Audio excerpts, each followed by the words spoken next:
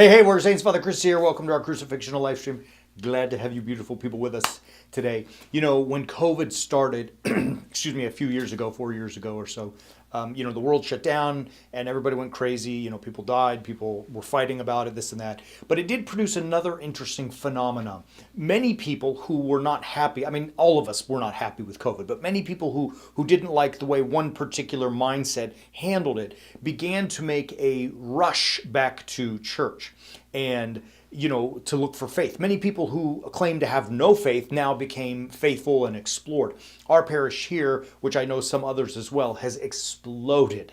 And thanks be to God for all things. It's kind of fun. It's exciting to see. We welcome all these people, and I love that people are hungry on their journey. And some people will find what they're looking for, and others have already, come and moved on, and that's great.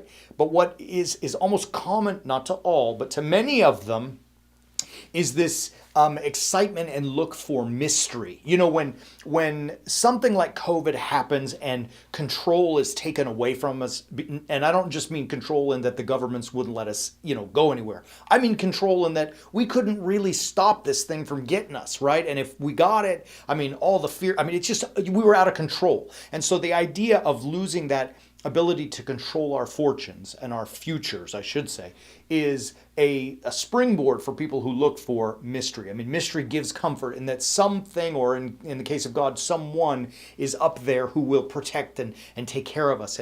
And the danger with that, that's a beautiful thing. Thanks be to God, right?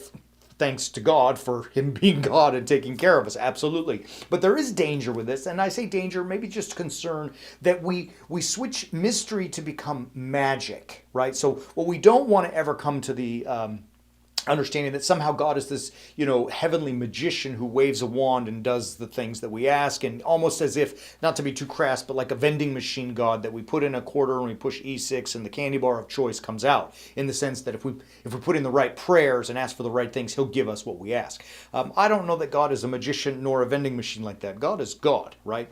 So when we hear verses like 1 Corinthians chapter 2, verse 7, which I'm going to read to you in just a moment, where it talks about mystery, what's going on there? So in 1 Corinthians chapter 2, which is right after chapter 1, where St. Paul has proclaimed that he's speaking the gospel of the cross, we hear in verse 7, we speak, and I'm going right from the Greek here, so because the English translations are brutal, and I translated it myself for your screen, you'll see. But we speak the wisdom of God in a mystery, or in mystery, that God has decreed or given to us beforehand unto our glory, right? To the glory of the ages, right? So we're speaking the words of God, the wisdom of God, and it's in a mysterious fashion. Now, what that means is, what?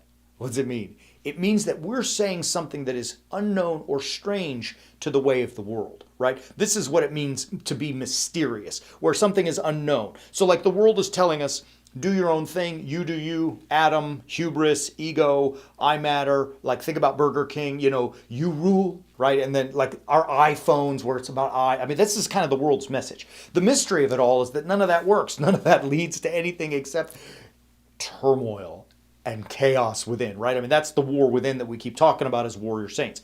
The mystery that God is speaking, his wisdom, his word, is bizarre and mysterious in the sense that he tells you the one who was crucified is the winner.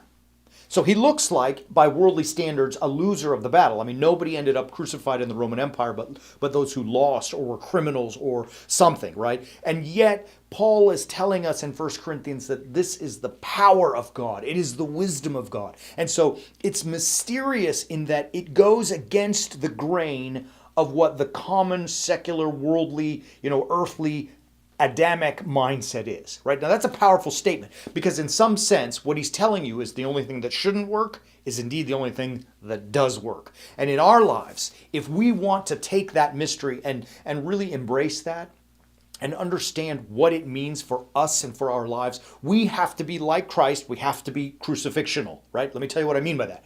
As you know, Christ was crucified, and in that crucifixion, he conquers death and sin, right? It's the greatest victory of all time. But he was crucifixional in that he sacrificed his will in order to do what God's will was. Going to the cross, everything's new, everything's different. Sin, death, crushed. You and I, as warrior saints, we have been called to imitate the Lord and be crucifixional in our own lives, where we're able to set our will aside in order to make room for His. Now, to do that implies that we know what His will is, and then we got a plan to get out there and get some and do it, right? Actually implement it into our lives. If you're running around just kind of upgrading your life, you're just going to get more of what you got, right? What's that saying? If you do what you've always done, you get what you always got. I mean, we can try new things and, try to improve.